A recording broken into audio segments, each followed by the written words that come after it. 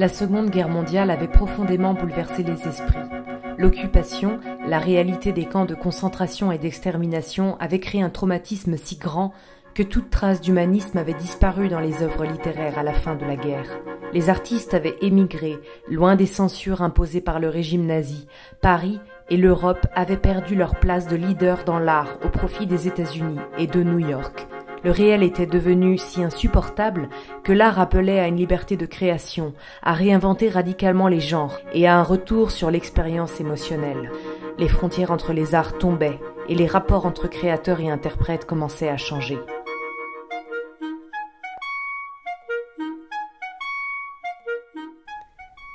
C'est dans ce contexte qu'apparaît le théâtre de l'absurde, qui interroge l'absurdité de l'homme et de la vie en général, celle-ci menant forcément à la mort.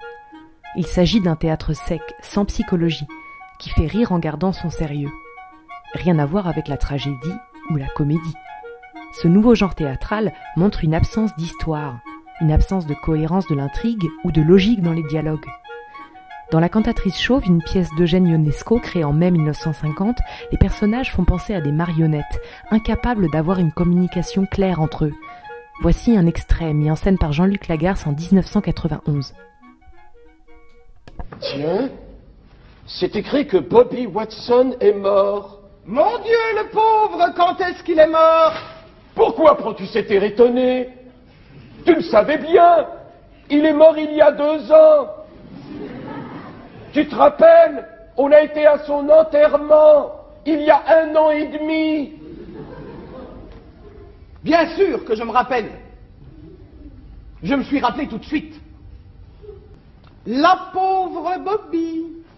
Tu veux dire le pauvre Bobby? Non, c'est à sa femme que je pense. Elle s'appelait comme lui. Bobby. Bobby Watson. Comme ils avaient le même nom, on ne pouvait les distinguer l'un de l'autre quand on les voyait ensemble. Ce n'est qu'après sa mort à lui qu'on a vraiment pu savoir qui était l'un et qui était l'autre. Un autre grand auteur de théâtre lié à l'absurde lui aussi émerge à cette époque. Il s'agit de Samuel Beckett. Sa pièce En attendant Godot, mise en scène en 1953, rencontre un grand succès public. Voici un extrait dans une mise en scène collective de 2015. Godot? Il s'appelle Godot. Il a dit Godot? Mais non! Vous n'êtes pas monsieur Godot, monsieur? J'ai cru que c'était lui. Qui? C'est Godot. Godot. C'est Godot! Nous sommes sauvés! Une seule chose est claire. Nous attendons que Godot vienne. Les situations absurdes et le bouleversement du langage ont fait de ce genre un mouvement dramatique à part entière. Il dénonce la déraison et l'échec de la communication entre les hommes. En 1981, la chorégraphe contemporaine Maggie Marin rend hommage à Beckett dans la création Maybe. On y retrouve pleinement l'esprit du théâtre de l'absurde. Et pendant ce temps-là, Kurt Jooss, danseur et chorégraphe allemand émigré aux États-Unis suite à la montée du nazisme, avait pour rêve de créer pour la danse quelque chose d'aussi fort que l'action dramatique pour le théâtre. Contrairement à Jooss, qui travaillait avec des livrets qu'il écrivait lui-même, Pina Bausch, son élève, va encore plus loin. Il n'y a plus ni scénario, ni livret, ni partition musicale. L'improvisation sert de base de travail pour construire l'œuvre sur le matériau proposé par les danseurs. Elle part de leur personnalité. Héritière de la guerre et de la danse d'expression, elle développe une forme de danse théâtrale, basée sur l'expérience du corps, qui bouleversera la danse dont elle démantèle tous les codes. L'art moderne affecte le monde des arts plastiques, de la musique et dans une moindre mesure celui de la danse. Cunningham va composer ses premières pièces dans ce mouvement artistique. Il utilise, comme John Cage, le hasard pour composer. Il jette des pièces pour déterminer l'ordre des sections.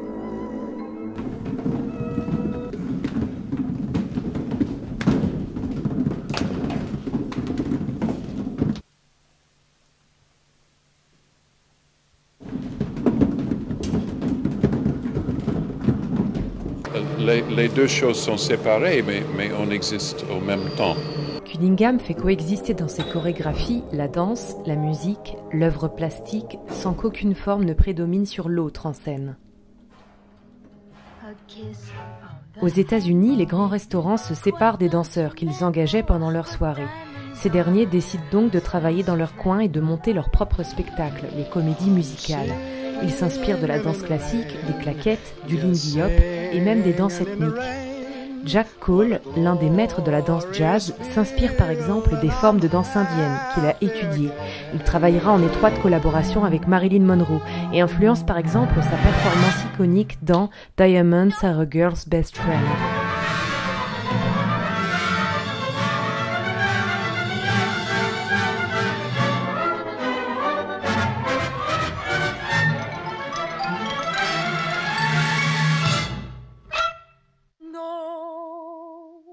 En 1944, Jerome Robbins chorégraphie son premier ballet sur une musique de Leonard Bernstein, Fancy Free. Énorme succès. Les portes de Broadway et du cinéma s'ouvrent devant lui. Il co-réalisera en 1961 West Side Story, toujours de Leonard Bernstein, qu'il avait déjà dirigé pour la scène 4 ans auparavant. Et pendant ce temps-là, Edith Piaf fait un hymne à l'amour. Ray Charles, figure majeure de la musique afro-américaine, enregistre I Got a Woman, le premier mélange rhythm and blues et gospel qui deviendra de la musique soul, ancêtre du hip-hop. Bill Haley enflamme les scènes de danse de ses rock'n'roll endiablés.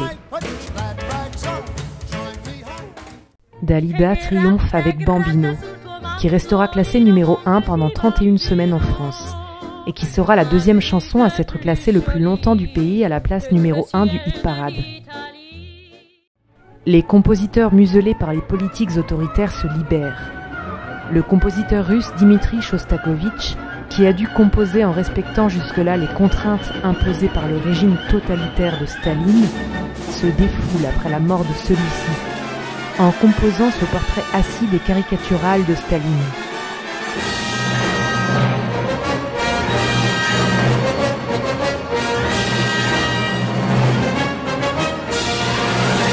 Écoutons maintenant ce que les compositeurs d'avant-garde pensaient à propos des sons. À force de manipuler des bruits, des grincements, des grattements, nous nous sommes aperçus que ces bruits étaient extrêmement voisins des bruits les plus traditionnels qui s'appellent des sons musicaux. Car un violon, c'est un boyau tordu sur lequel on frotte avec des grains.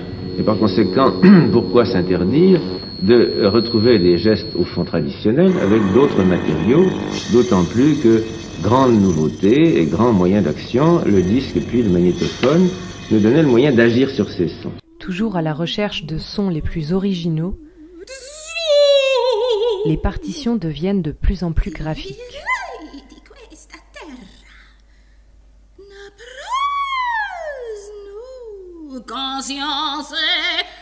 Et la part d'initiative donnée aux interprètes toujours plus grande, notamment dans le théâtre musical.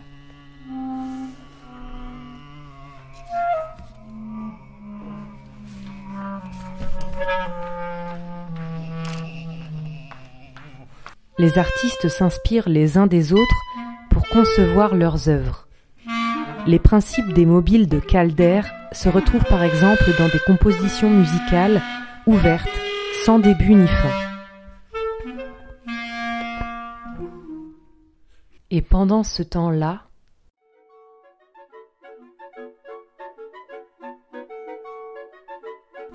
dans la droite lignée des surréalistes européens des années 20, le peintre Robert Motherwell affirmait, je cite, « un besoin d'expérience vécue, intense, immédiate, directe, subtile, unifiée, chaude, vivante, rythmique. En résumé, il faut se brancher directement sur la vie, la vraie. » Archil Gorky arrive aux États-Unis dans les années 20. Il nous éclaire sur les liens et la transition entre Europe et États-Unis. Sa peinture transpire encore des influences impressionnistes, cubistes, de Braque à Picasso, et bien sûr des surréalistes. Il est encore dans une forme d'évocation du végétal, de l'animal, du souvenir, mais il annonce la rupture que sera l'expressionnisme abstrait américain. Jackson Pollock est un des artistes les plus emblématiques de cette période. Né aux États-Unis, il est imprégné par la peinture dite régionaliste, qui représente les valeurs traditionnelles américaines. Sa personnalité agitée finit par le conduire à développer la méthode du draping. Il veut travailler vite, il répand, fait couler, projette la peinture à l'aide de bâtons, spatules, sur de grandes toiles posées au sol. On est loin de la peinture de chevalet. Pollock abandonne le sujet et la thématique. Il garde le rythme, la composition, la couleur et l'énergie. On parle action painting. Dans l'expressionnisme abstrait, on parle aussi de champ total ou color field. Le geste du peintre tend à disparaître de la toile pour laisser place à de grandes surfaces planes, colorées. Au lieu de souligner, écrivait Barnett Newman, au lieu de faire des formes et de créer des espaces, mes dessins proclament l'espace. Au lieu de travailler avec le reste de l'espace, je travaille avec tout l'espace.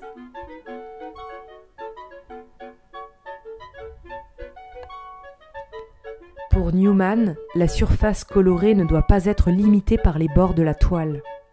Là où Pollock était physique, brutal, instinctif, Newman est plus mental, posé, méditatif. Il parle même de sublime pour évoquer cet état d'élévation face au color field. Les artistes font tomber les cadres de leur art, les partitions, la cohérence. L'acte de créer devient plus important que le sujet ou le résultat et se recentre sur la création.